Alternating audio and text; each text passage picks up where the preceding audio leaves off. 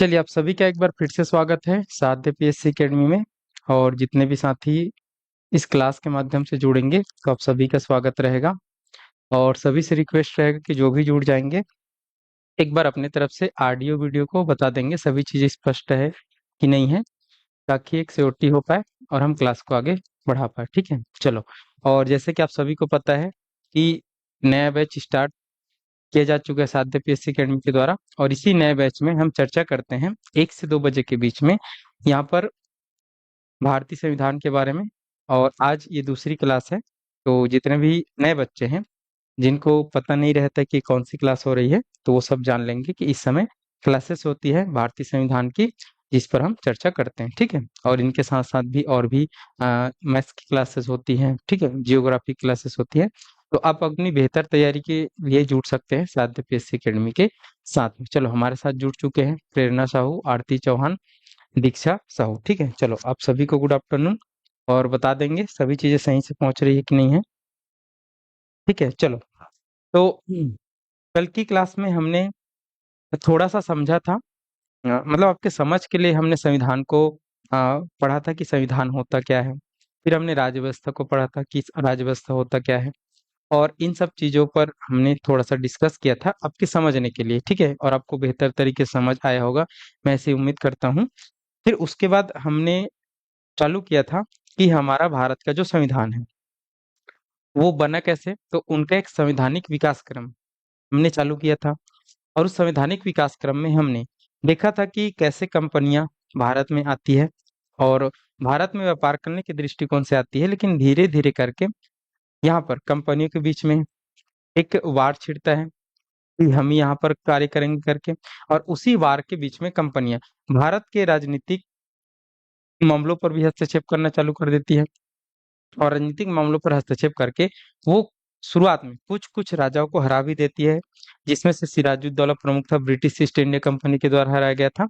और उसके बाद उन राजाओं के हारने से ब्रिटिश ईस्ट इंडिया कंपनी को भारत में धीरे धीरे अलग अलग क्षेत्रों पर अपना पैर जमाने के मौके मिल जाते हैं। और शुरुआत में उन्होंने बंगाल जीता, फिर बक्सर के युद्ध से दिल्ली और अवध के नवाब को अपने नियंत्रण में किया।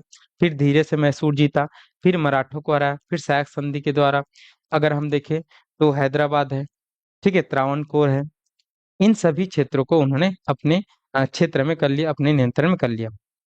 तो कल हमने देखा था चार्टर एक्ट 1600 का, जो महारानी एलिजाबेथ ने दिया था, जिसको राजलेख के नाम से भी जाना जाता है, कि कंपनी को कैसे 15 वर्ष का व्यापारिक एकाधिकार प्राप्त हुआ था, कैसे 217 लोग के शेयर होल्डर की टीम ने इनको भेजा था। तो उन सब चीजों को हमने कल की क्लास में पढ़ा था। ठीक है, अब उसके बाद मैंने बताया था कि कंपनी ने धीरे धीरे प्लासी के युद्ध, बक्सर के युद्ध से भारत में शासन करना स्टार्ट कर दिया था।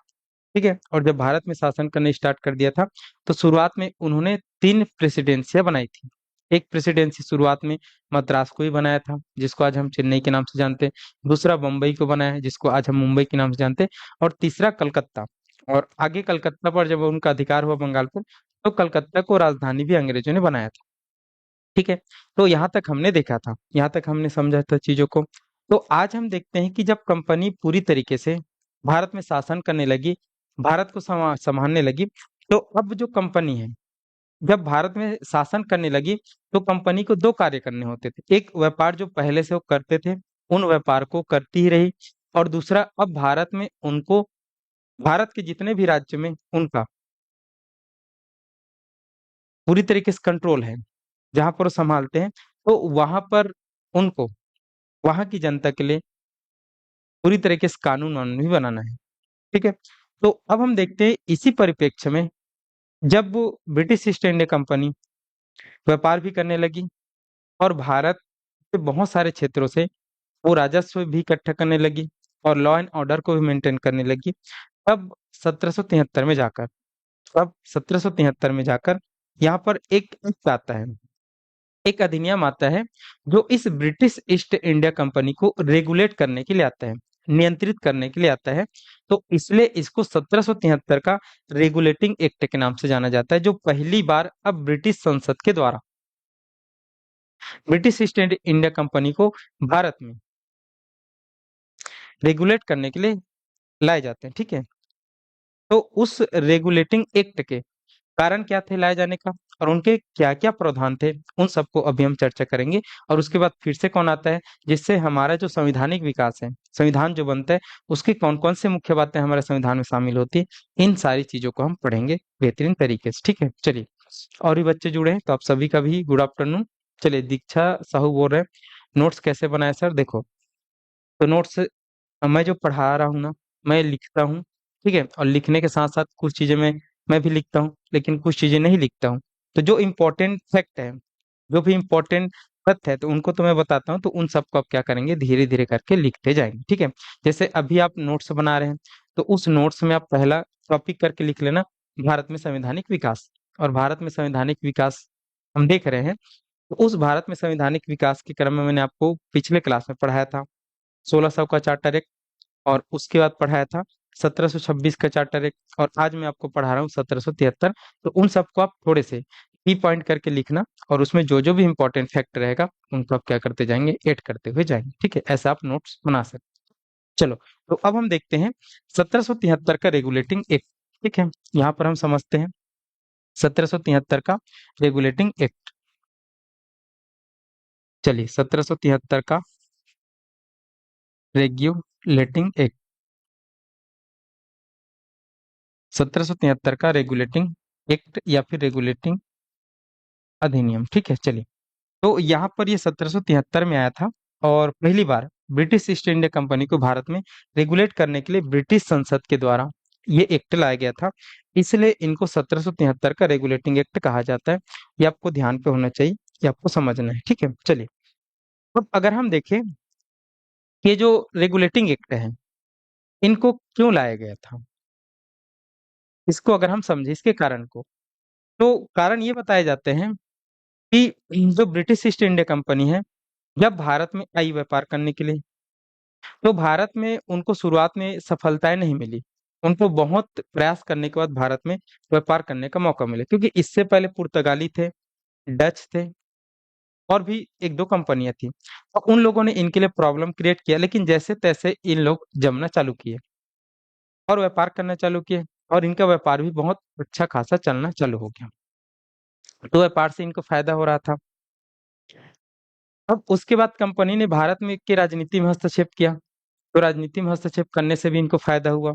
कई क्षेत्र इन्होंने जीत लिए, वहां का राजस्व भी इनको मिलने लगा। तो एक तो भारत से व्यापार भी कर रहे थे, और भारत से इनको राजस्व भी प्राप्त हो रहा था। फिर भी 1773 के जाते जाते तक ये खबर मिलती है कि ब्रिटिश ईस्ट इंडिया कंपनी घाटे में चल रही है, ब्रिटिश ईस्ट इंडिया कंपनी में पैसा नहीं है। तो जब ये बातें ब्रिटिश संसद को पता चली, तो उस समय जो ब्रिटिश संसद था, तो उस ब्रिटिश संसद में जो प्राइम मिनिस्टर था, उस समय प्राइम मिनिस्टर लॉर्ड नॉर्थ। उस समय अगर हम देखेंगे, तो यहाँ पर ब्रिटिश संसद में अगर हम प्राइम मिनिस्टर की बात करें, तो जो पीएम था वो लॉर्ड नॉर्थ थे। कौन थे? लॉर्ड नॉर्थ थे। ठीक है, जैसे अभी हमारे भारत देश में पीएम मोदी जी है, उस समय ब्रिटेन में कैसे थे पीएम? लॉर्ड नाथ नाम के थे। तो लॉर्ड नाथ को जब ये बातें पता चली, तो उन्होंने बोला ये कंपनी कुछ ना कुछ तो यहाँ पर भ्रष्टाचार कर रहे हैं, कुछ ना कुछ तो गलत चीजें हो रही, कि इतना सब कुछ होने के बावजूद ये कंपनी घाटे में क्यों जा रही है, जबकि हर चीज मिल रहा है, और भारत सोने की चिड़िया है, और वहाँ हर चीज मिल रहा है, फिर भी ये कंपनी कैसे कर रही है? तो इन्होंने एक गुप्त समिति का निर्माण किया। इस लॉर्ड नाथ ने एक गुप्त समिति का निर्माण किया, एक सीक्रेट कमेटी का निर्माण किया। ठीक है, गुप्त समिति का निर्माण किया, और गुप्त समिति का निर्माण करने के बाद इन्होंने इन गुप्त समिति को काम दिया कि आप ब्रिटिश ईस्ट इंडिया कंपनी जो भारत में काम कर रही है, उनके कार्यों को पूरी तरीके से समझो कि गलती कहाँ पे हो रहा है, क्या कर रहे हैं, जिससे नुकसान हो रहा है इन लोग को। तो इस गुप्त समिति ने जब देखा, रिसर्च किया और समझा, तो इस गुप्त समिति ने अपनी रिपोर्ट में बताया कि British east India company Bharat में भले दिखाने के लिए नुकसान में है, लेकिन इनके जो व्यक्ति है, जैसे गवर्नर है, जैसे अधिकारी लोग हैं, वही सबसे ज्यादा भ्रष्टाचारी है। वो ब्रिटिश ईस्ट इंडिया कंपनी के नाम से काम करने गए हैं, लेकिन वो अपना पर्सनल व्यापार करते हैं, और बहुत ज्यादा वो पैसा अपने स्वयं के लिए कमा रहे हैं। तो यही सबसे ज्यादा क्या है, यही सबसे ज्यादा गलत बात है। ये जब पता चला कि इनको, इस गुप्त समिति को पता चला, तो इसको बताया प्राइम मिनिस्टर को, लॉर्ड नाथ को। तो फिर लॉर्ड नाथ ने इन्हीं कंपनी की बहुत सारी चीजों को बदलने के लिए, कंपनी को रेगुलेट करने के लिए उन्होंने रेगुलेटिंग एक्ट यहाँ पर बनाया। और इस रेगुलेटिंग एक्ट में बहुत सारे प्रावधान उन्होंने ईस्ट इंडिया कंपनी के लिए बनाए। अब वो प्रावधान क्या क्या है इनको हम देखते हैं। तो इसको ना, इस रेगुलेटिंग एक्ट को यहाँ पर एक और नाम से जाना जाता है। इसको कहा जाता है नॉर्थ इंडिया एक्ट के नाम से जाना जाता है। किसके नाम से जाना जाता है इसको? नॉर्थ इंडिया एक्ट के नाम से जाना जाता है, नॉर्थ इंडिया एक्ट। देखो, तो ये किस नाम से पड़ा? ये उस समय के ब्रिटिश प्राइम मिनिस्टर लॉर्ड नाथ के नाम से पड़ा। तो देखो क्वेश्चन कैसे आते हैं, जैसे आप बहुत सारे नए बच्चे हैं ना, तो इसी में ही एक दो क्वेश्चन पूछ ले जाते हैं। कैसे पूछ ले जाते हैं मैं आपको बताता हूँ। जैसे आपसे क्वेश्चन पूछा जाता है कि रेगुलेटिंग एक्ट कब आया था? 1773 है। एकदम बच्चों वाला क्वेश्चन। अब ऐसे क्वेश्चन नहीं पूछे जाते हैं, लेकिन आप सभी अभी बच्चे ही हैं, तैयारी कर रहे हैं शुरुआत में। तो क्वेश्चन इसमें यही पूछा जाता है कि भारत में ब्रिटिश ईस्ट इंडिया कंपनी को रेगुलेट करने के लिए रेगुलेटिंग एक्ट कौन से वर्ष में आया था? 1773 में आया था। रेगुलेटिंग एक्ट को और इस नाम से जाना जाता है, तो उनको नॉर्थ इंडिया एक्ट के नाम से जाना जाता है। जब 1773 में भारत में रेगुलेटिंग एक्ट आया, तो उस समय ब्रिटेन के प्रधानमंत्री कौन थे? लॉर्ड नाथ थे। तो तीन क्वेश्चन तो यहीं से बन जाएंगे, ठीक है। लेकिन ये सब क्वेश्चन अब नहीं पूछा जाता, लेकिन क्वेश्चन कैसे पूछा जाता है, कैसे पूछा गया है, इनको हमको देखेंगे। जैसे एक क्वेश्चन और पूछा जाएगा कि 1773 के रेगुलेटिंग एक्ट के प्रमुख प्रावधान कौन कौन से थे। तो अभी हम प्रावधान पढ़ेंगे, और उस प्रावधान में भी आपके पास बहुत सारे क्वेश्चन निकल के आएंगे, तो उन पर हम चर्चा करेंगे, ठीक है। चलिए, और भी बच्चे जुड़ रहे हैं हमारे पास। जितेंद्र कश्यप, चांदनी सिन्हा। चलो, आप दोनों को भी गुड आफ्टरनून। जितेंद्र कश्यप पूछ रहे हैं, सर सीजी एसआई ग्रुप में बाकी सब्जेक्ट का क्लास नहीं हो रहा है क्या सर जी? चलिए जितेंद्र कश्यप जी, अब इनके बारे में तो मेरे को पता नहीं है, क्योंकि हम लोग ना ग्रुप में नहीं जुड़े रहते हैं, ठीक है। ग्रुप में टेक्निकल टीम जुड़ी रहती है, जो आपको क्लास प्रोवाइड कराती है, ठीक है। तो मैं आपकी बात को मैं पहुंचा दूंगा टीम को, ठीक है, कि सीजीएसआई ग्रुप में बाकी सब्जेक्ट क्लास नहीं हो रहा है करके, ठीक है। तो आपको यहाँ पर बता देंगे, या फिर आप यहाँ पर हमारे जो संस्थान के नंबर है ना, उस नंबर पर कांटेक्ट करके पूछ लीजिएगा, ठीक है। चलो, और बाकी मैं बता दूंगा हमारे टीम को कि ऐसा ऐसा बच्चों का वो आ रहा है करके, ठीक है, क्वेरीज आ रहा है करके, तो आपके समस्या का समाधान करेंगे, ठीक है। चलो, आगे बढ़े। अब हम देखते हैं कि यहाँ पर जो रेगुलेटिंग एक्ट है, ये रेगुलेटिंग एक्ट क्यों आया, समझ आ गया कारण। अब हम समझते हैं कि इस रेगुलेटिंग एक्ट जो आया, इस रेगुलेटिंग एक्ट के प्रावधान क्या थे, इस रेगुलेटिंग एक्ट के प्रमुख चीजें क्या थी जो इस रेगुलेटिंग एक्ट में आया था, इनको हम जानते हैं। तो इस रेगुलेटिंग एक्ट के अगर हम प्रावधानों को समझे, इनको समझे, अगर हम प्रावधानों को समझे, तो इस रेगुलेटिंग एक्ट का जो प्रावधान था, एक प्रावधान इसमें ये था कि अब बंगाल के गवर्नर को बंगाल का गवर्नर जनरल बना दिया गया, ठीक है। बंगाल के गवर्नर को बंगाल का गवर्नर जनरल बना दिया गया। बंगाल के गवर्नर को बंगाल का गवर्नर जनरल बना दिया गया।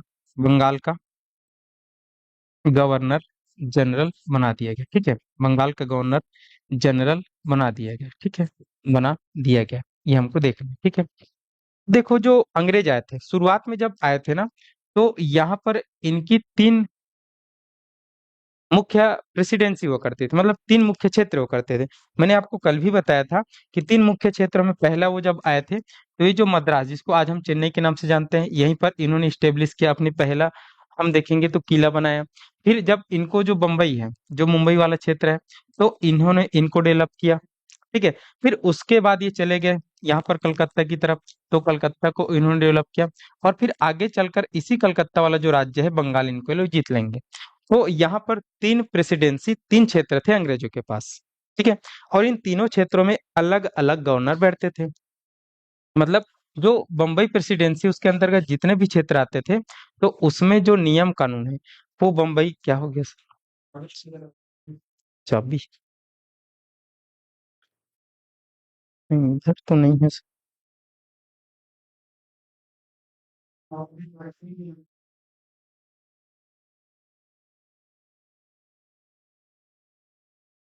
चलो देखते हैं। तो यहाँ पर तीन प्रेसिडेंसी में तीन गवर्नर हुआ करते थे, ठीक है। तो बम्बई प्रेसिडेंसी में बम्बई का गवर्नर, और उस क्षेत्र में जितने भी लोग आते थे, जितने भी होता था, सबके निर्णय बम्बई का गवर्नर करता था। मद्रास प्रेसिडेंसी में मद्रास का गवर्नर, और यहाँ पर जो कलकत्ता या फिर बंगाल प्रेसिडेंसी है, उसमें बंगाल का गवर्नर करता था। ठीक है, ये हमको देखना है। उसके बाद अगर हम देखेंगे तो अब यहाँ पर इस बंगाल के गवर्नर को बंगाल का गवर्नर जनरल बना दिया गया। तो बंगाल के गवर्नर को बंगाल का गवर्नर जनरल बना दिया गया, केवल नाम में यहाँ पर गवर्नर जनरल और जोड़ दिया गया। ये कोई बड़ी बात नहीं है, लेकिन इस गवर्नर जनरल बनाने के पीछे एक कहानी है। सार तत्व ये है कि अब बंगाल के गवर्नर जनरल की शक्ति को अधिक कर दिया गया। अधिक कर दिया कहने का मतलब है कि यहाँ पर दो जो और प्रेसिडेंसी थी, बम्बई और कौन सा, मद्रास। ठीक है, तो इन बम्बई और जो मद्रास प्रेसिडेंसी है, इस बम्बई और मद्रास प्रेसिडेंसी को अब इस बंगाल के जो गवर्नर जनरल है उसके अधीन कर दिया गया। मतलब अब ब्रिटिश ईस्ट इंडिया कंपनी में जो भारत में है, उनका बॉस कौन रहेगा? बंगाल का जो गवर्नर जनरल रहेगा वही बॉस रहेगा। वही क्या रहेगा? बॉस रहेगा। मतलब अब बंगाल का जो गवर्नर जनरल है वो बम्बई और मद्रास के क्षेत्र के लिए भी पूरी तरीके से नियम कानून बनाएंगे। ये आपको समझना है। तो यहाँ पर अब केंद्रीकरण के तत्व को बढ़ा रहे हैं कि अब जो शक्ति है उसका केंद्रीकरण किया जा रहा है, एक व्यक्ति को दिया जा रहा है, और वही क्या है, पूरे बंगाल के गवर्नर जनरल के नाम से जाना जाता है। तो अब बंगाल के गवर्नर का नाम बंगाल का गवर्नर जनरल कर दिया गया, और मुंबई और जो मद्रास है उसके गवर्नर को बंगाल के गवर्नर जनरल के अधीन कर दिया गया। तो अब शक्तिशाली कौन हो गया? बंगाल का गवर्नर जनरल हो गया। ये आपको ध्यान रखना है। उसके बाद दूसरा दूसरा अगर हम प्रावधान देखें इस 1773 के रेगुलेटिंग एक्ट में, तो दूसरा जो प्रावधान है वो अब यहाँ पर जब इसको बंगाल का गवर्नर जनरल बना दिया गया तो इनकी शक्ति में वृद्धि कर दिया कि अब इनको मुंबई और मद्रास की भी प्रेसिडेंसी को भी संभालना है, उनको भी देखना है करके। तो अब जब इनको इनके शक्ति में विस्तार किया गया, तो ये तो अब एक अकेले व्यक्ति की बात नहीं है। तो फिर उनके लिए यहाँ पर इसी एक्ट के द्वारा एक गवर्नर जनरल की काउंसिल का निर्माण किया जाएगा। मतलब गवर्नर जनरल की परिषद का निर्माण किया जाएगा, और उसमें उस समय यहाँ पर 4 सदस्यीय परिषद बनाएगा। तो दूसरा पॉइंट लिखेंगे यहाँ पर गवर्नर जनरल की सहायता के लिए। ठीक है, गवर्नर जनरल के लिए गवर्नर जनरल के लिए परिषद का निर्माण किया गया। किनका निर्माण किया गया? परिषद, जिसको काउंसिल भी बोल सकते हैं। ठीक है, परिषद का निर्माण किया गया, और इसमें 4 सदस्य का एक टीम बनाया गया। 4 सदस्य का यहाँ पर काउंसिल बनाया गया। ठीक है, अब इस गवर्नर जनरल के साथ 4 और अन्य सदस्य रहेंगे जो उनकी सहायता करेंगे पूरी तरीके से, क्या चीज होना है क्या चीज नहीं होना है इन सबको लेकर। ठीक है, तो 4 सदस्य यहाँ पर परिषद बनाया गया, ये आपको ध्यान रखना है। तो अब ये गवर्नर जनरल बनाया गया बंगाल के गवर्नर को, इसके सहायता के लिए 4 सदस्यीय परिषद या फिर काउंसिल बनाया गया जो गवर्नर जनरल को लगातार सहायता करेगा। ठीक है, अब हम देखेंगे कि यहाँ पर जो गवर्नर जनरल है ये अब कोई भी डिसीजन लेगा। ठीक है, कोई भी डिसीजन अगर लेगा तो अब ये सदस्यों से बात करेंगे। जैसे एक यहाँ पर क्या है, गवर्नर जनरल है और 4 और उनके सदस्य हैं। अब कुछ भी समस्या है, कुछ भी मैटर है, कुछ भी नियम कानून बनाने हैं, कुछ भी विधि बनाने हैं, तो ये काउंसिल के साथ क्या करेगा? पूरी तरीके से बैठक करेगा। अब काउंसिल के साथ जब बैठक करेगा तो निर्णय लेने की जो क्षमता रहेगी, निर्णय लेने की जो क्षमता रहेगी अब इस सदस्य पर रहेगा। मतलब किन पर रहेगा? इस काउंसिल पर रहेगा। तो यहाँ पर बहुमत के आधार पर ही निर्णय होगा। किन के आधार पर होगा? बहुमत के आधार पर निर्णय होगा। और बहुमत के आधार पर जो निर्णय होगा, तो यहाँ पर बहुमत कैसे रहेगा? तो बहुमत की जो संख्या रहेगी वो 3 रहेगी। और यहाँ पर 3 अगर सदस्य राजी होते हैं किसी भी विषय पर कुछ भी करने के लिए, तब ये पास होगा। और यहाँ पर 3 सदस्यों को बहुमत रखा है। क्यों? क्योंकि 4 सदस्य है, अगर हम दो दो रखेंगे तो मैच टाई हो जाएगा, बराबर हो जाएगा ना भाई। तो यहाँ पर बहुमत रखा गया 3-1 का। ठीक है, कि 3 सदस्य अगर राजी होते हैं तभी उन पर कार्य होगा, अन्यथा नहीं होगा। अब आप बोलेंगे सर ये गवर्नर जनरल भी तो है, तो उनका क्या? तो गवर्नर जनरल को सामान्य बातों पर मतदान करने वाले का कोई भी अधिकार नहीं रहेगा। इनके पास रहेगी वीटो शक्ति। इनके पास कौन सी रहेगी? वीटो शक्ति रहेगी, कि अगर ये लोग ना भी बोल रहे हैं, ठीक है, देखो मुद्दा लेकर कौन आएगा? गवर्नर जनरल आएगा, और इन सबको बोलेगा कि आप क्या चाहते हो। तो सब बोलेंगे सही सही करके, तो चलो वोटिंग करिए। तो 3 लोगों ने हाँ बोल दिया तो वो पास हो जाएगा। और यहाँ पर दो दो से होगा तो वो नहीं हो पाएगा, ठीक है। एक तीन से होगा तभी हो पाएगा, ठीक है। और यहाँ पर अगर गवर्नर जनरल को लगता है कि वो चीजें सही है लेकिन ये लोग नहीं मान रहे, तो अपनी वीटो शक्ति का प्रयोग करके उनको पास करा सकते हैं, तो ऐसा है, ठीक है। तो यहाँ पर आप देखेंगे 4 सदस्यों की जो टीम बनी है उसमें बहुमत के आधार पर ही यहाँ पर चीजों को रखा जाएगा। और यहाँ पर गवर्नर जनरल को निर्णायक मत या फिर वीटो शक्ति प्राप्त रहेगा, ये आपको देखना है, ये आपको समझते हुए जाना है, ठीक है। आगे बढ़ते हैं, अब देखते हैं जो 4 सदस्य जोड़े गए हैं, ठीक है। वैसे 4 सदस्यों को तो पूछा नहीं गया है आज तक, ठीक है, लेकिन टफ क्वेश्चन पूछे जा रहे हैं, तो उन 4 सदस्यों के नाम चाहे तो याद रख सकते हैं। जैसे एक सदस्य जुड़ा था जॉन क्लेवरिंग करके शुरुआत में, दूसरा सदस्य का नाम आएगा जॉन मेंशन करके, तीसरे सदस्य का नाम आएगा रिचर्ड बारवेल करके, और चौथे सदस्य का नाम आएगा फिलिस फिलिप फ्रांसिस करके। तो ये 4 सदस्य जुड़े थे इस गवर्नर जनरल की काउंसिल में पहली बार। पहला नाम जॉन क्लेवरिंग, दूसरा नाम जॉर्ज मेंशन, तीसरा नाम रिचर्ड बारवेल, और चौथा नाम फिलिप फ्रांसिस, ठीक है। तो इन चारों का नाम मैंने बोला, लोग लिख लेना, ठीक है। और पॉज करके लिख लेना, ठीक है, एक बार। और इन सब का नाम को आपको भूलना नहीं, ठीक है। अब क्वेश्चन बहुत टफ पूछे जा रहे हैं, और ये सब तो बहुत बार पूछे जा रहे हैं, जो ऐसा हम बोल सकते हैं कि बहुत बार, अब नहीं पूछे जाएंगे, ठीक है। तो इन सदस्यों का नाम कौन कौन जुड़े थे, परिषद में पहली करके पूछेगा। तो एक बार मैं और दोहरा दे रहा हूँ, ध्यान से सुनना। एक नाम आता है जॉन क्लेवरिंग, दूसरा नाम आता है जॉर्ज मेंशन, तीसरा नाम आता है रिचर्ड बारवेल, और चौथा नाम आता है फिलिप फ्रांसिस करके। तो ये 4 लोग परिषद में जुड़े थे कार्यकारिणी सदस्य के रूप में, ये आपको समझना है, ये आपको देखते हुए जाना है, ठीक है। चलो, यहाँ पर बंगाल के गवर्नर को गवर्नर जनरल बना दिया गया, और उनकी काउंसिल का निर्माण किया गया जिसमें 4 सदस्य थे, और निर्णय हमेशा बहुमत के आधार पर हो गया, ठीक है। अब हम देखते हैं यहाँ पर तीसरा, तो तीसरा जो पॉइंट यहाँ पर आता है इस 1773 के रेगुलेटिंग एक्ट का, तो तीसरा जो पॉइंट है वो सर्वोच्च न्यायालय की स्थापना किया जाएगा। रेगुलेटिंग एक्ट के द्वारा ही भारत में सर्वोच्च न्यायालय की स्थापना किया जाएगा। किसकी स्थापना किया जाएगा? सर्वोच्च न्यायालय की स्थापना, सर्वोच्च न्यायालय की स्थापना किया जाएगा, ठीक है, स्थापना किया जाएगा। और सर्वोच्च न्यायालय की स्थापना इसी एक्ट के माध्यम से भारत में होती है, और कहाँ पे होती है? तो 1774 को होती है। कहाँ पे? कलकत्ता में। और इसके प्रथम जो न्यायाधीश होते हैं वो एलिजा एम्पे को बनाए जाते हैं। मतलब यहाँ पर भारत में न्यायपालिका का भी उदय हो रहा है। इनका उदय हो रहा है, न्यायपालिका का उदय हो रहा है। और आप सबको पता है कि हमारे देश की जो सुप्रीम कोर्ट है, सर्वोच्च न्यायालय वो दिल्ली में है, ठीक है। तो इस समय सर्वोच्च न्यायालय अंग्रेजों ने बनाया है भारत में, और 1774 में इसकी स्थापना किया। किस अधिनियम के द्वारा? 1773 के रेगुलेटिंग एक्ट के द्वारा। कहाँ पर? कलकत्ता में। कहाँ पर किया गया? कलकत्ता में किया गया। इसलिए जब भी आपसे क्वेश्चन पूछा जाता है कि भारत में पहला न्यायालय कौन सा है करके, तो आप हमेशा लगाते हो कलकत्ता, क्योंकि कलकत्ता में पहली बार खोला गया था। ये आपको ध्यान पे रखते हुए जाना है, ठीक है, ये आपको समझना है। और इसके प्रथम जो न्यायाधीश बने थे वो एलिजा एम्पे थे, और 3 और अन्य न्यायाधीश थे, ठीक है। तो एक मुख्य न्यायाधीश था एलिजा एम्पे, और 3 और अन्य न्यायाधीश था, तो उसको भी लिख लेना कि 1+3 के साथ ये सर्वोच्च न्यायालय स्टार्ट हुआ था। तो प्रथम जो न्यायाधीश थे, मुख्य न्यायाधीश एलिजा एम्पे थे, और 3 और मुख्य न्यायाधीश थे। तो एक मुख्य न्यायाधीश का नाम स्टीफन मैस्ट्रे था, दूसरे का नाम जॉन हाइडे था, और तीसरे का नाम रॉबर्ट चेम्बर था, ठीक है। तो 3 और अन्य न्यायाधीशों के जो नाम थे, एक का नाम यहाँ पर देखना है स्टीफन मैस्ट्रे, एक का नाम स्टीफन मैस्ट्रे, दूसरा का नाम जॉन हाइडे, और तीसरा का नाम है रॉबर्ट चेम्बर। तीसरा का नाम कौन सा है? रॉबर्ट चेम्बर है। ध्यान आपको रखना है, समझते हुए आपको जाना है, ठीक है। चलिए, तो ये हो गया तीसरी बात है, ठीक है। सर्वोच्च न्यायालय की स्थापना हो जाती है इसके द्वारा भारत में, कलकत्ता में। और 1774 को होती है, लेकिन कौन से एक्ट के द्वारा होता है? 1773 के रेगुलेटिंग एक्ट के द्वारा होता है, ये आपको ध्यान रखना है। एक मुख्य न्यायाधीश बने थे एलिजा एम्पे, और 3 और अन्य न्यायाधीश थे जिसका नाम मैंने अभी आपके पास नाम लिया, ठीक है। स्टीफन मेस्ट्रे था, और जॉन हाइडे था, और एक था यहाँ पर रॉबर्ट चैम्बर। एक कौन था यहाँ पर? Robert chamber.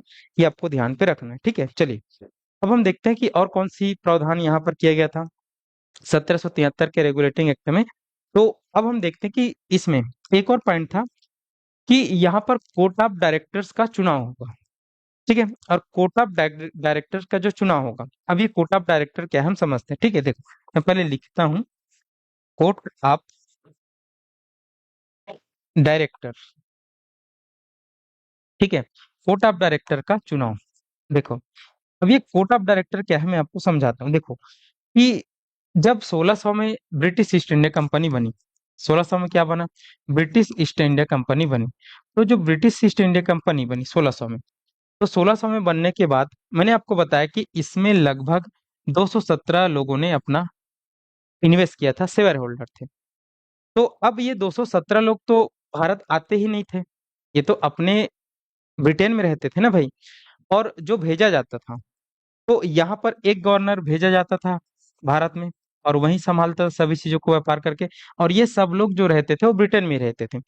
इन्हीं 217 लोगों में से यहाँ पर 24 सदस्यीय एक बोर्ड ऑफ डायरेक्टर बनाया जाता था। इन्हीं 217 लोगों में से 24 सदस्यीय बोर्ड ऑफ डायरेक्टर का गठन किया जाता था।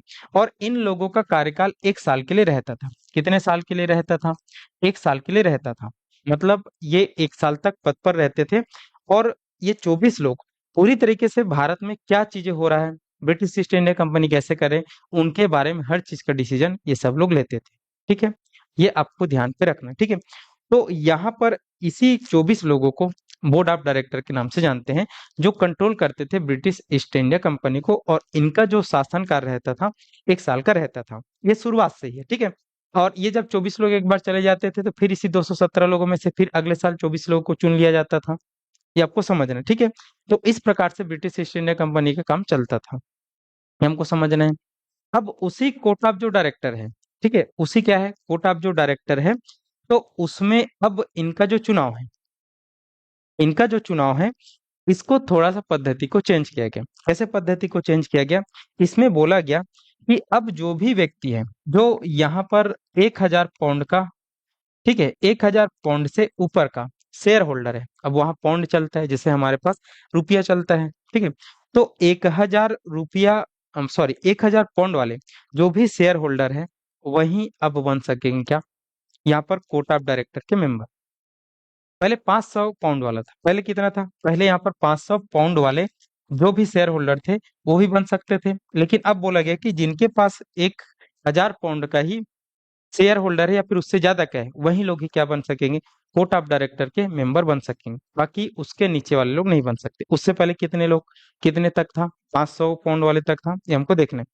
और यहाँ पर यह भी बोला गया कि अब जो 24 सदस्य चुने जाते हैं, अब जो 24 सदस्य चुने जाते हैं ना, तो इन 24 सदस्यों में अब 1/4 सदस्य, अब 1/4 सदस्य है, वो हर साल सेवा मुक्त होगा। वो क्या होगा, हर साल सेवा मुक्त होगा। पहले एक ही वर्ष हम सभी हो जाते थे, लेकिन अब वैसा नहीं होगा। अब जो 24 सदस्य है वो एक चौथाई सदस्य, जो 24 सदस्य का अगर आप एक चौथाई सदस्य निकालोगे तो 6 आएगा। 6 सदस्य अब हर साल सेवा मुक्त होगा। और उसके बदले में ही 6 लोग हर साल नए आएंगे। ठीक है, उसके बदले में क्या आएंगे, 6 लोग आएंगे। ठीक है, और इसका अगर हम देखेंगे तो इनका कार्यकाल 1 से बढ़ाकर 4 वर्ष कर दिया है। इनका कार्यकाल कितना हो गया, अब 4 साल का हो गया। कितने साल का हो गया, 4 साल। क्योंकि अब एक चौथाई ही निकल रहे हैं ना भाई, तो एक साल 4 निकलेंगे, मतलब 6 निकलेंगे। फिर दूसरे साल में 6 निकलेंगे, फिर तीसरे साल में 6 निकलेंगे, फिर चौथे साल में 6 निकलेंगे। तो 6 6 करके जब निकलेंगे तो एक सदस्य का कार्यकाल अब कितने साल का हो जाएगा, 4 साल का हो जाएगा। ये आपको समझना है। तो यहाँ पर कोर्ट ऑफ डायरेक्टर के चुनाव में भी पूरी तरीके से परिवर्तन किया गया। तो अब जिस मेंबर के पास, जिस शेयर होल्डर के पास 1000 पाउंड का या उससे ज्यादा का शेयर है, वही कोर्ट ऑफ डायरेक्टर के मेंबर बन सकेंगे। पहले 500 वाले तक भी बन जाते थे। और अब हर साल जो कोर्ट ऑफ डायरेक्टर के जो लोग हैं, उसमें से केवल एक चौथाई लोग ही मुक्त होंगे और वहीं जुड़ेंगे। और फिर सबका कार्यकाल कैसा रहेगा, 4 साल, जैसे राज्यसभा का रहता है वैसे ही। ऐसा इन लोगों ने कर दिया। ठीक है, और साथ ही साथ एक और चीज है कि अब यहाँ पर जो भी कंपनी के लोग हैं, वो अपना निजी व्यापार नहीं कर पाएंगे। वो क्या नहीं कर पाएंगे, अपना निजी व्यापार नहीं कर पाएंगे। उनको निजी व्यापार अगर करना है तो यहाँ पर पूरी तरीके से उनको अनुमति लेना पड़ेगा, ताकि भ्रष्टाचार ना हो सके। ये आपको समझना है, ये आपको देखना है। ठीक है, चलो, तो इतना जो चीज है वो रेगुलेटिंग एक्ट में आता है। रेगुलेटिंग एक्ट के द्वारा कंपनी को रेगुलेट किया गया। ठीक है, चलो, तो क्या क्या क्वेश्चन मैं आपको पढ़ लेता हूँ। सर कल का पीडीएफ नहीं आया है। किसका पीडीएफ? इसका, मतलब इसका पीडीएफ चाहिए क्या आप लोग को? अगर चाहिए तो फिर बोल दिया जाएगा, आपको भेज देंगे। ठीक है, सर सीक्वेंस से याद करना रहेगा, नेम को नहीं, सीक्वेंस से याद नहीं करना, इसको भी आप सीक्वेंस से याद नहीं करना है। ठीक है, आपको जैसे तैसे याद हो जाए वही बहुत है, ठीक है। सीक्वेंस ऐसा कुछ याद नहीं करना है, जो इंपॉर्टेंट चीजें हो उसी को याद करना है, ठीक है। चलो, तो यहाँ तक आप सभी लोग को समझ आया कि नहीं आया, एक बार बताएंगे, फिर मैं अब आपको बताता हूँ कि क्वेश्चन कैसे पूछे जाते हैं, क्वेश्चन कैसे आते हैं, ठीक है। चलिए जल्दी से बताएंगे, यहाँ तक क्लियर है कि आप सभी को, फिर कुछ डाउट है, फिर हम चर्चा करेंगे क्वेश्चन कैसे आते हैं, कैसे पूछे जाते हैं, उसके बारे में देखेंगे।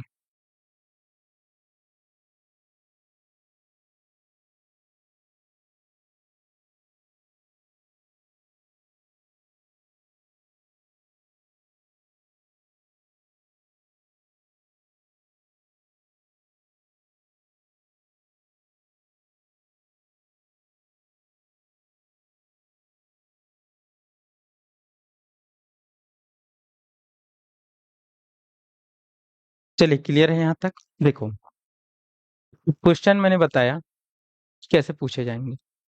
तो क्वेश्चन आपसे बहुत सारे, पहले तो आप कूट आधारित पूछ रहे क्वेश्चन, तो कूट आधारित जब क्वेश्चन पूछ रहे हैं ना, तो अब वो पूरा जो रेगुलेटिंग एक्ट है उनके सारे प्रावधानों को यहाँ पर एक दो तीन चार करके दे देगा कि रेगुलेटिंग एक्ट में ये था, रेगुलेटिंग एक्ट में ये नहीं था, रेगुलेटिंग एक्ट में ये सब चीजें था कि नहीं था, ऐसा करके उनको कूट बनाकर पूछ रहे हैं। क्योंकि अब जो क्वेश्चन पूछने का तरीका है वो अब केवल फैक्चुअल चीजों को नहीं पूछता है, वो अब उस टॉपिक से संबंधित सारी चीजों को ही वो कूट में बनाकर दे दे रहा है।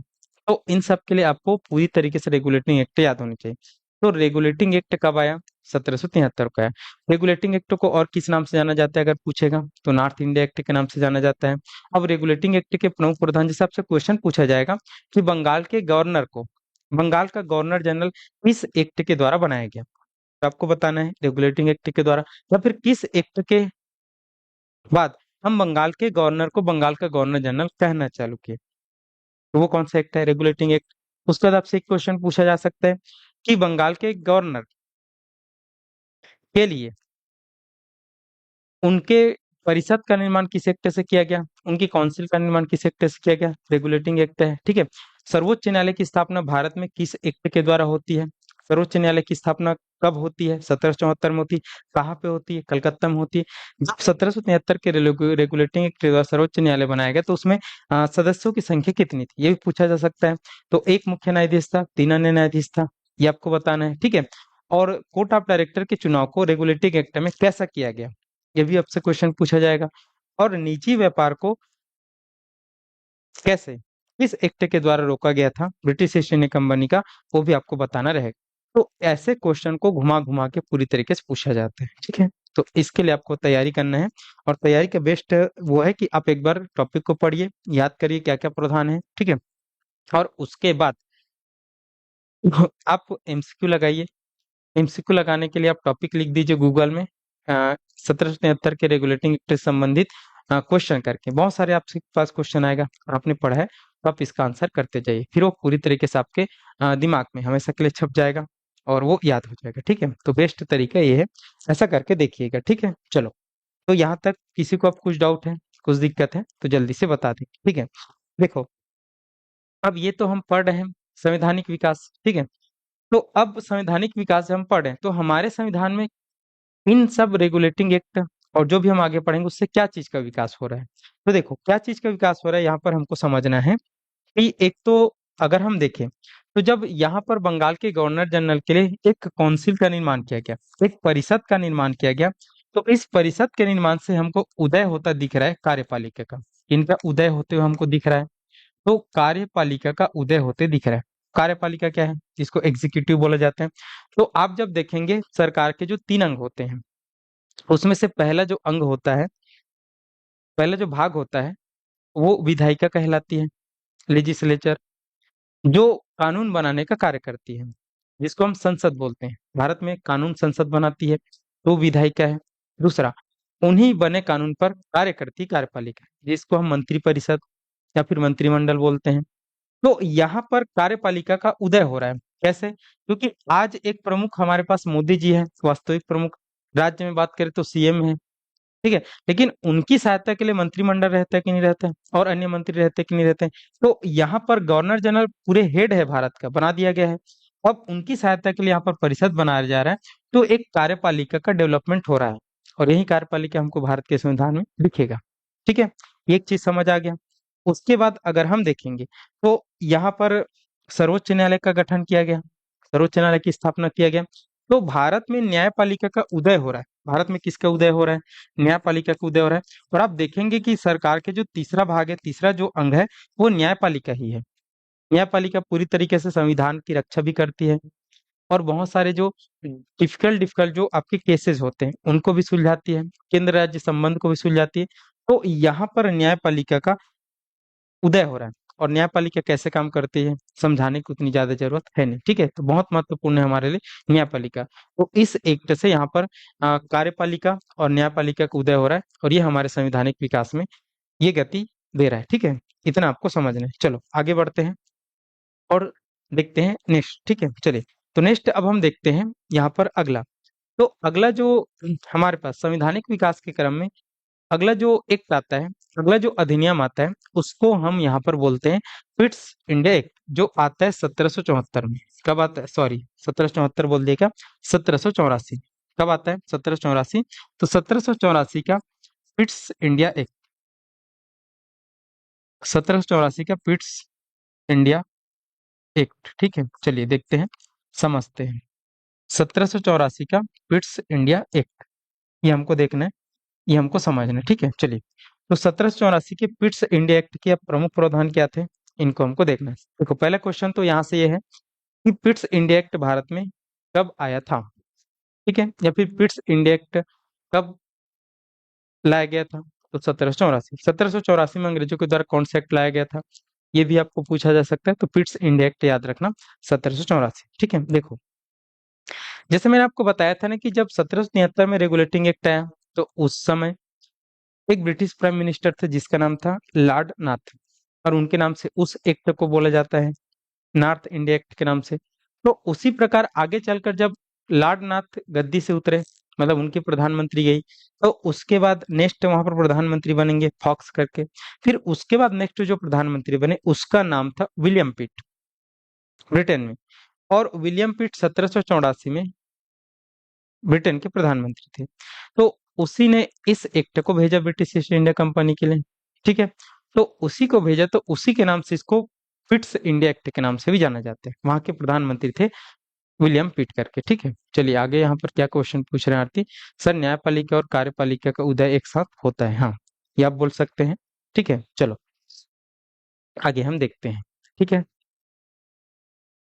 चलो, तो इसको विलियम पिट के नाम से, पिट्स इंडिया एक्ट के नाम से जाना जाता है। अब हम देखते हैं कि यहाँ पर जो अंग्रेज है, मतलब ब्रिटिश ईस्ट इंडिया कंपनी है, उनके लिए कौन कौन से प्रावधान इस पिट्स इंडिया एक्ट में आते हैं। तो इस पिट्स इंडिया एक्ट में अगर हम देखें ना, तो अब जो ब्रिटिश संसद है वो ईस्ट इंडिया कंपनी में कुछ और चेंजेस करती है। अब वो कुछ चेंजेस कैसे करती हैं वो हमको देखना है, वो हमको समझते हुए जाना है। जैसे अगर हम देखें तो यहाँ पर मैंने आपको बताया था court of director, court of director, जिसको हम निदेशक मंडल भी बोल सकते हैं, जिसको हम क्या बोल सकते हैं? निदेशक मंडल भी बोल सकते हैं, ठीक है। जिसको हम क्या बोलते हैं? निदेशक मंडल, कोर्ट ऑफ डायरेक्टर। अभी अभी मैंने आपको बताया ये 24 सदस्य होते हैं और ये 24 सदस्य शेयर होल्डर ही होते हैं। तो अब यहाँ पर जो निदेशक मंडल है, ये निदेशक मंडल में सदस्यों की संख्या 24 थी। उनके एक चौथाई सदस्य हर एक साल में रिलीज हो जाएंगे और फिर से भरे जाएंगे। तो अब ब्रिटिश ईस्ट इंडिया कंपनी ने, हम देख रहे थे कि ये ब्रिटिश ईस्ट इंडिया कंपनी इस निदेशक मंडल और भारत में गवर्नर जनरल के माध्यम से शासन करती थी। ये ब्रिटेन में बैठे होते थे और भारत में गवर्नर जनरल प्रमुख हुआ करता था। तो अब यहाँ पर ये देखा गया ब्रिटिश संसद के द्वारा कि जो कोर्ट ऑफ डायरेक्टर है और जो गवर्नर जनरल है, वो दोनों काम को एक साथ कर रहे हैं। कौन से दोनों काम को एक साथ कर रहे हैं? देखो, ब्रिटिश ईस्ट इंडिया कंपनी जब से भारत में आई है, तो शुरुआत में तो वो व्यापार करने के लिए आई थी, व्यापार किया करती थी। लेकिन धीरे धीरे उन्होंने भारत की राजनीति में इंटरफेयर किया और अब वो भारत में शासन भी कर रही है। भारत में क्या कर रही है? वो शासन भी संभाल रही है, बहुत सारे राज्यों को जीत चुकी है और वहां पर शासन संभालने का भी कार्य कर रही है। तो दो कार्य कर रही है और दोनों कार्य बहुत ज्यादा क्या कर रहे हैं? बहुत ज्यादा कठिन है ना भाई। आप राजनीति भी कर रहे हो और आप व्यापार भी कर रहे हो। तो यहाँ पर इस एक्ट के द्वारा ये बोला गया कि ये दोनों कार्य एक साथ करने से बहुत बर्डन है। तो अब एक और उन्होंने बोर्ड बनाया। इस एक्ट के द्वारा ब्रिटिश ईस्ट इंडिया कंपनी के लिए एक नया और बोर्ड बनाया, एक नए बोर्ड का गठन किया गया, और उस बोर्ड को बोला जाता है बोर्ड ऑफ कंट्रोल, जिसको नियंत्रक मंडल के नाम से जाना जाता है। ठीक है, एक बोर्ड ऑफ कंट्रोल की स्थापना की है। चलो लिखते हैं इसमें, बोर्ड ऑफ कंट्रोल की स्थापना। एक बोर्ड ऑफ कंट्रोल की स्थापना। ठीक है, एक बोर्ड ऑफ कंट्रोल की स्थापना किया गया। ठीक है, एक बोर्ड ऑफ कंट्रोल की स्थापना किया, जिसको आप नियंत्रक मंडल बोल सकते हो। ठीक है, नियंत्रक मंडल, ठीक है, वो निदेशक मंडल है। अब इस बोर्ड ऑफ कंट्रोल की स्थापना किया गया, और इस बोर्ड ऑफ निदेशक मंडल, एक मिनट।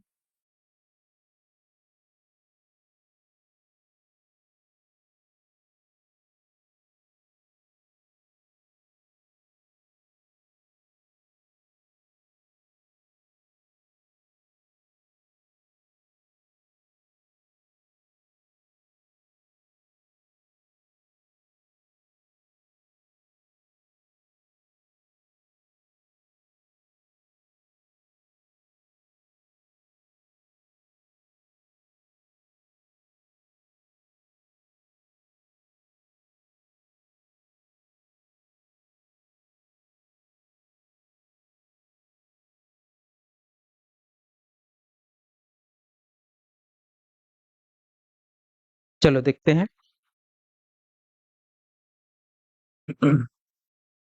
चलो, तो यहाँ पर हम चर्चा कर रहे थे कि एक और यहाँ पर नियंत्रक मंडल बनाया गया, जिसको हम बोर्ड ऑफ कंट्रोल के नाम से जानते हैं, जिसको हम सीओडी बोल सकते हैं। ठीक है, क्या बोल सकते हैं यहाँ पर?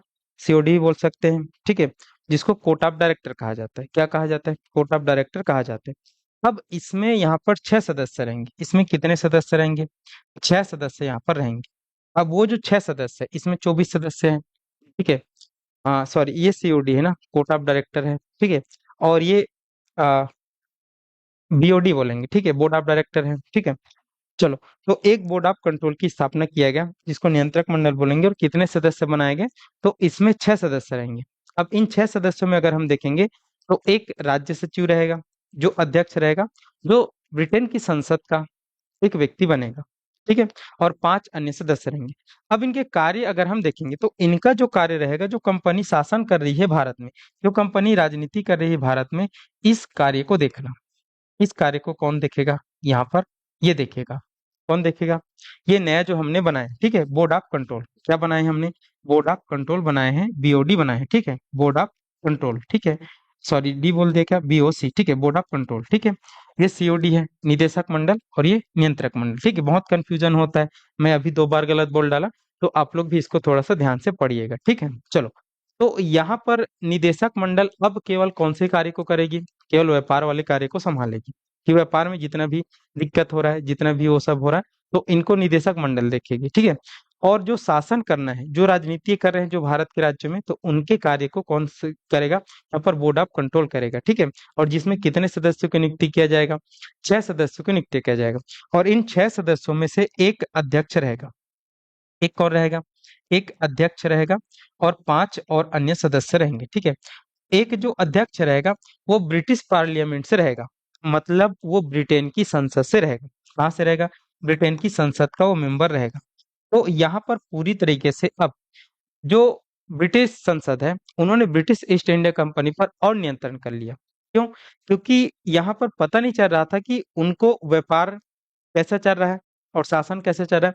तो अब व्यापार को संभालने के लिए एक अलग बोर्ड है, और शासन को संभालने के लिए एक अलग बोर्ड है, और उसमें भी यहाँ पर ब्रिटिश संसद का एक अध्यक्ष यहाँ यहाँ पर बन रहा है। तो ब्रिटिश संसद का एक अध्यक्ष यहाँ पर बन रहा है, तो वहां पर ब्रिटिश जो भी सरकार है, उनका ही मेंबर बनेगा। तो उनका ही जब मेंबर बनेगा, तो इनको पता रहेगा कि ब्रिटिश ईस्ट इंडिया कंपनी के भारत में क्या हो रहा है, कहाँ टाइम जा रहा है, नहीं जा रहा है, बहुत मुनाफा आ रहा है। तो यहाँ पर नियंत्रण और भी कड़ा हो रहा है इस पिट्स इंडिया एक्ट के द्वारा, इनका ब्रिटिश ईस्ट इंडिया कंपनी पर ब्रिटेन की संसद का। तो ये बात है। ठीक है, ये आपको देखना है। अब उसके बाद और क्या चीज होता है इस 1700 जो 84 का पिट्स इंडिया एक्ट है, तो उसके बाद अगर हम देखेंगे, तो अब जो ब्रिटिश ईस्ट इंडिया कंपनी है, वो भारत में शासन भी कर रही है और व्यापार भी कर रही है। तो अब यहीं पर अगर हम देखेंगे तो दो संस्था है। ये संस्था काम करेगी इनका नियंत्रण का, राजनीतिक नियंत्रण का। ये संस्था काम करेगी व्यापार का। ये आपको समझना है। ठीक है, इतना चीजें हो गया।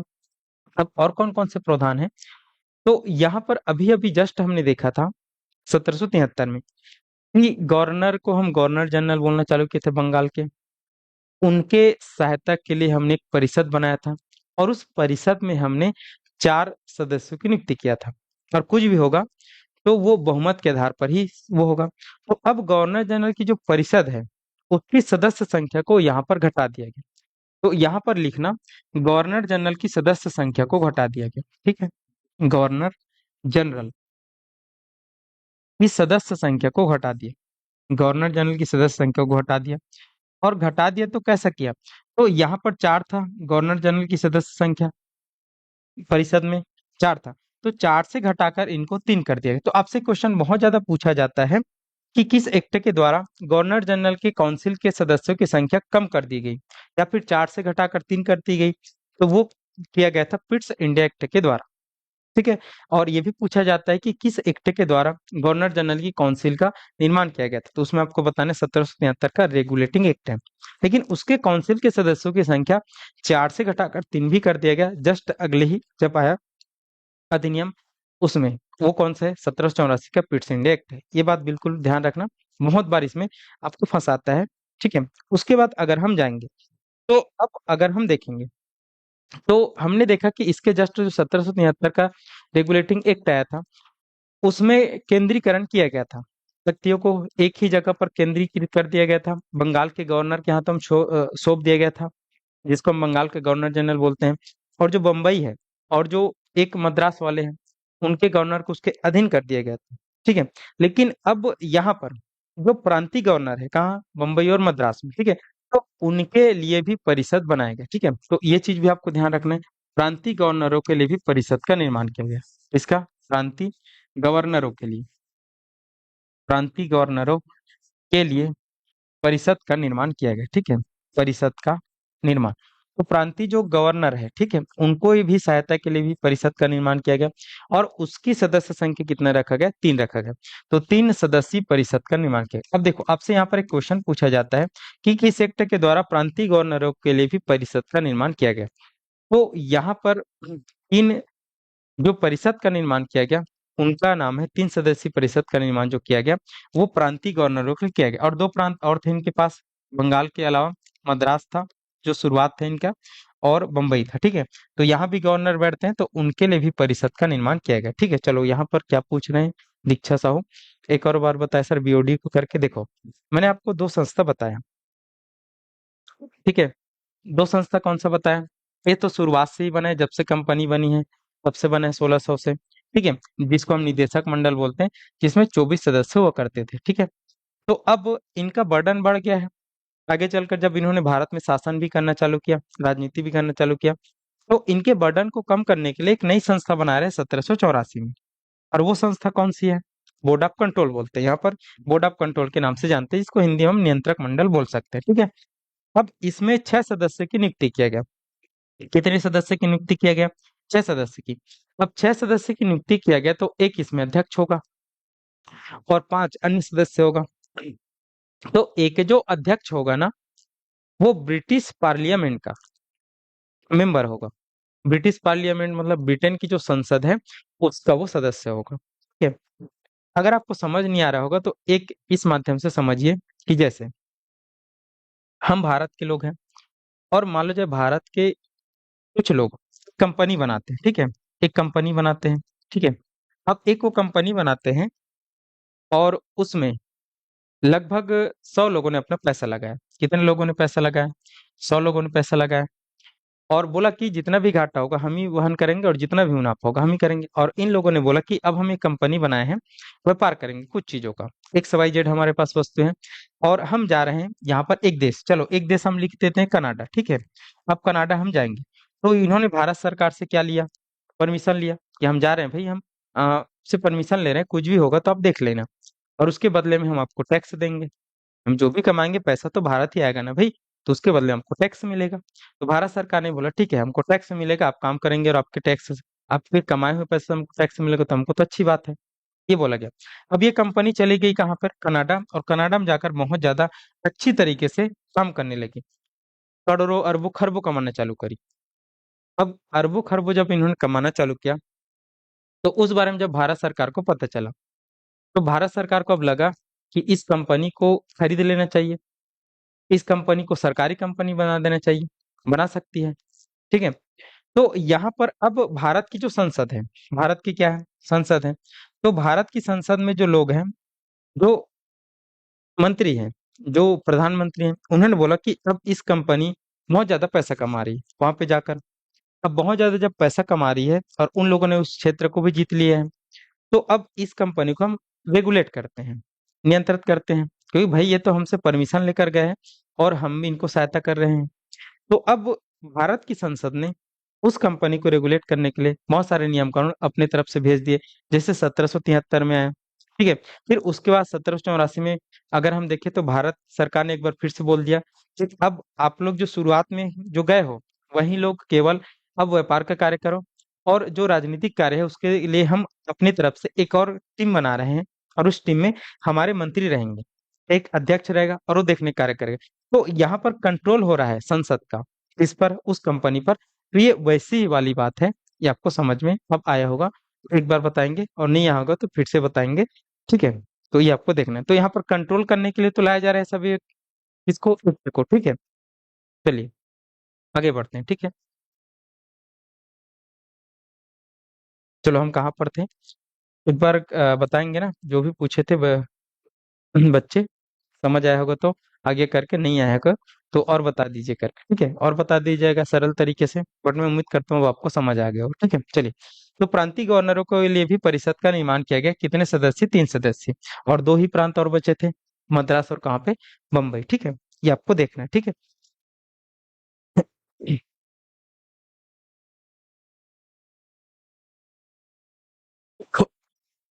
चलिए, एक और पॉइंट है, तो देखो, मैंने आपको बताया कि पूरी शक्ति भारत में गवर्नर जनरल के पास है। कहाँ के गवर्नर जनरल के पास, बंगाल के गवर्नर जनरल के पास, वही सब चीज बना सकता है।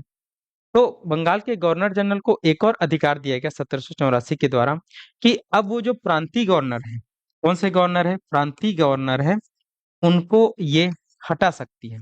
इनको हटा सकती है, प्रांतीय गवर्नर मतलब मद्रास में जो भी गवर्नर है और बम्बई में जो भी गवर्नर है, इस बेसिस पर हटा सकती है कि अगर वो गवर्नर सही से काम नहीं करे, सही से क्या नहीं करे, काम नहीं करे, या फिर वो बिना पूछे किसी से युद्ध कर ले, मतलब बिना पूछे राजाओं से युद्ध कर ले, कोई संधि कर ले, तो इस आधार पर अब जो गवर्नर जनरल है भारत का, मतलब बंगाल का, वो हटा सकती है।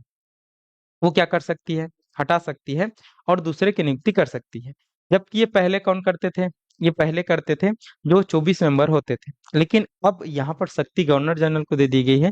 तो गवर्नर जनरल को एक और अधिकार दे दिया गया कि अगर उनको लगता है कि जो प्रांतीय सरकारें हैं और वहां पर जो गवर्नर है वो सही से काम नहीं कर रहे हैं या फिर उनकी बातों को नहीं मान रहे हैं, तो उनको वो हटा सकती है और दूसरे की नियुक्ति कर सकते हैं।